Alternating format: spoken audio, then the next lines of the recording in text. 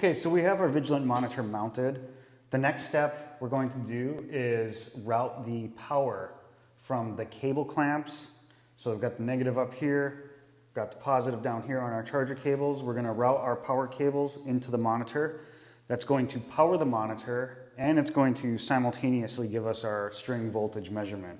So to start, I have created a negative cable harness. This is the part that plugs into the Vigilant. This is the part that crimps up here with our battery connection.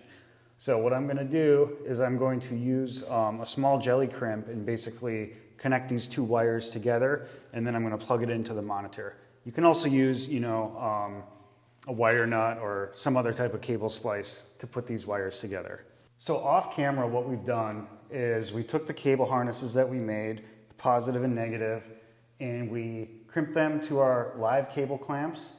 So here's my little jelly connector, zip tied up nicely, and we routed the cable down behind the rack. Same thing for the positive, except coming up.